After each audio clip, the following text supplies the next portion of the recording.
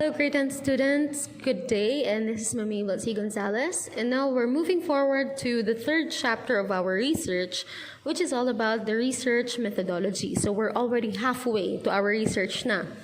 So guys, ano ba ang research methodology? Ano ba ang nilalaman ng chapter 3? Aside from chapter 2, this is one of the easiest part na ginagawa sa research kasi it's just a matter of putting together your research and also kung ano yung mga gagamitin nating methods sa research. And most of them naman ay i-edit nyo lang at ipapalit kung ano yung inyong mga independent and dependent variables.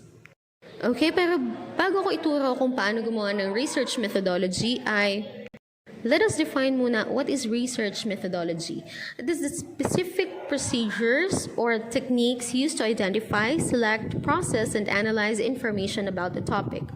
In a research paper, the methodology section allows the reader to critically evaluate a study's overall validity and reliability. It contains the following. So, dyan makikita kung gaanong ka-valid, kung gaanong ka-reliable ang inyong research. Kasi dyan nyo ipapakita kung ano yung methods na ginamit nyo sa pag-collect ng data and everything. Alright, so the next part, this explains the type research design. Ayan, sabi nga, it contains the following. Ito yung nilalaman ng ating chapter 3. Research design. This explains the type of research to be conducted and refers to the overall strategy that you choose to integrate the different components of the study in a coherent and logical way, thereby ensuring you will effectively address the research problem. It constitutes the blueprint for the collection, measurement, and analysis of data. And so guys, automatic naman po ang research design natin. Lahat tayo ay pare-pareho. Descriptive research ang gagamitin natin.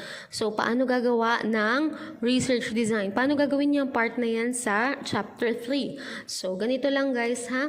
Nakikita nyo yung research methodology na yan sa example.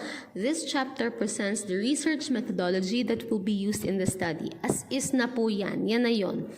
And then research design, include din itong opening statement na ito ha. The researchers made use of descriptive design in the proposed study since it will try to dwell on the present conditions existing in the given area that they had particularly chosen. They, you're going to use the pronoun they if it is, kung kayo ay groupings, or he or she if you did an individual research. And then, ayan, copy lang this one, or you can look for other opening statements para sa inyong research design. And yan, makikita nyo yung tatlong yan, yung according to Glass and Hopkins, according to Borge and Gall, according to Campbell and Stanley. Ayan yung mga meaning, definition ng descriptive research.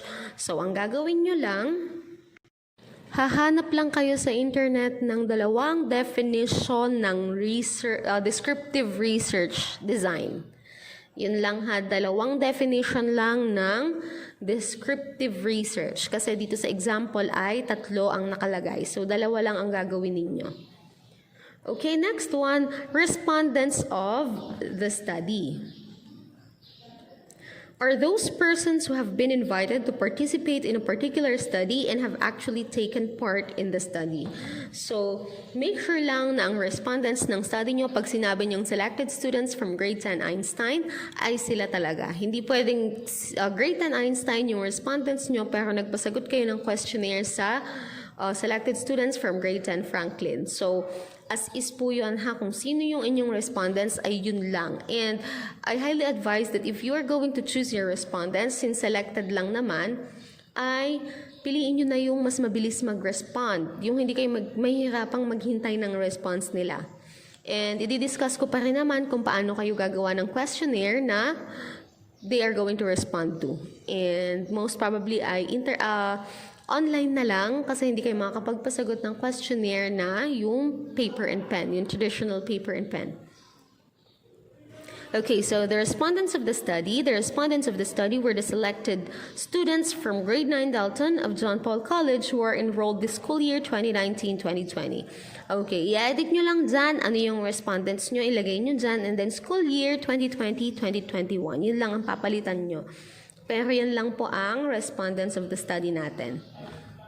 And then the next part is the instrumentation. It refers to the tools or means by which investigators attempt to measure variables or items of interest in the data collection process. Okay, so paano ba tayo magko-collect ng data? Yan yung nakalagay dito dapat sa instrumentation. Ano yung gagawin yung instruments para makagather ng data para sa inyong study? So, ayan, copy lang din po. The researchers used a set of questionnaire in getting data needed for the proposed study. And then, the questionnaire is divided into two parts. The first part deals with the extent of exposure of selected grade 9 Dalton students of John Paul College to the mass media and technology, while the second part deals with the effects of these forms of mass media and technology to the selected grade 9 Dalton students of John Paul College. So, dyan pa lang makikita nyo na kung saan ang i-edit nyong part. Saan ba? The first part deals with yung extent of exposure. Ayan, yan ang papalitan nyo ng inyong independent variable. And then, yung second part naman na nakalagay dyan deals with the effects of these forms of mass media. Ayan naman po ang papalitan ninyo ng inyong dependent variable. Depende yan sa inyong title.